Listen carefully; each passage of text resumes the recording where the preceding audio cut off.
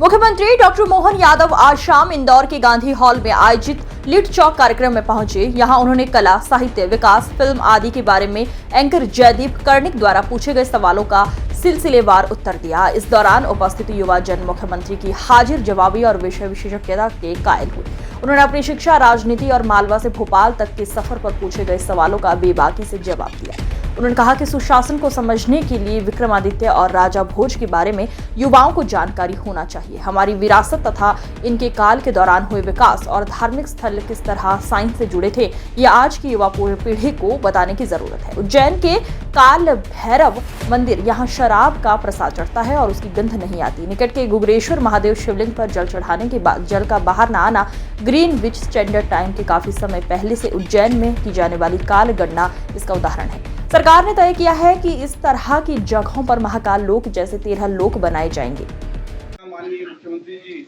मोहन यादव जी हमारे बीच में हैं। तालियों के साथ ही भारत माता के जयकारे से करेंगे। भारत माता की, भारत माता की, भारत माता की।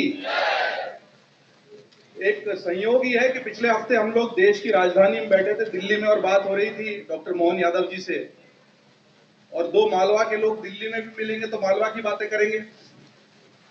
और आज हम मालवा में बैठे हैं, मालवा का जो हृदय स्थल है इंदौर, वहां पर बैठे हैं। मालवा की अपनी समृद्ध परंपरा रही है। मालवा उत्सव प्रेमी पूरा ये क्षेत्र है। इंदौर की रंग पंचमी की गेर से लेके अनंत चौदस के रथ जगह तक बहुत मशहूर है। उस त्योहारों के सिलसिले में एक और त्योहार जुड़ गया है, लिट चौक। और लिट चौक ने जिस तरीके से अपनी यात्रा पूरी की है, उसने इस सांस्कृतिक विरासत को समृद्ध करने का काम किया है। मोहन यादव जी से मेरा पहला सवाल यही है कि आप मालवा की उसी, बहुत सारे नेता दिए हैं प्रदेश को और देश को, लेकिन उस छात्र राजनीति को, जिसको नर्सरी कहा जाता है, राजनीति की पौधशाला कहा जाता है, वो एकदम सूख गई है। छात्र संघों के चुनाव नहीं हो रहे हैं, और चुनाव नहीं होने से नेताओं की वैसी पौध तैयार नहीं हो रही। मेरिट वाले, नॉमिनेशन वाले लोग थोड़ा सा मैं बीच में रहूंगा, इसमें इतना फर्क है।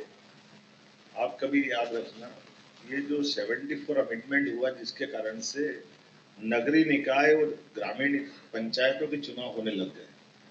हम जब चुनाव में कॉलेज में पढ़ते थे तब इन चुनाव की कोई नियमितता नहीं थी, इसलिए या तो लोकसभा होते थे या विधानसभा होते थे, तो इसके बाद में युवाओं के लिए कोई चांस नहीं थे। लेकिन अब क्या हो गया कि पंचायत में भी, मैं अभी प्रदेश में घूमता हूँ तो 20 साल के, 22 साल के, मतलब हमारे युवा सरपंच ऐसे मिलते कि मैं सबसे युवा हूँ प्रदेश का। मुझे खुशी होती कि मैं सबको कहता हाँ तू ही प्रदेश का सबसे बढ़िया, और कोई है ही नहीं। क्योंकि ये मुझे इस बात की प्रसन्नता है, बाबा भीमराव अम्बेडकर के जन्म स्थान मध्य प्रदेश के महू नामक स्थान पर है। आज अम्बेडकर विश्वविद्यालय के दीक्षांत समारोह में भी शामिल हुआ, बाबा साहब को पुष्पांजलि भी की, और हमें गर्व है इस बात का कि यशस्वी प्रधानमंत्री के नेतृत्व में 5 तीर्थ डॉक्टर साहब के बनाए गए, जिनके कारण से वो अतीत की सारे इतिहास की घटना को जीवंत करने का प्रयास माननीय मोदी जी ने, माननीय अमित शाह जी ने किया है। मैं जब इंग्लैंड गया था तो इंग्लैंड में बाबा साहब ने जहाँ शिक्षा ग्रहण की, उस स्थान पर भी नमन करके आया हूँ।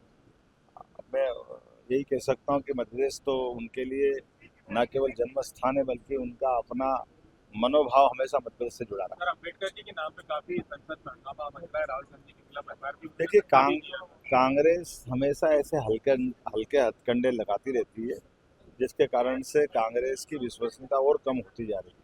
वो 3 बार भारत की सत्ता से वंचित रही है, लेकिन उसके बाद भी वो इससे हल्के हथकंडे से बाहर नहीं आती। मैं उम्मीद करता हूँ वो अपना आत्मावलोकन करे और इस तरह की बातों से बचे।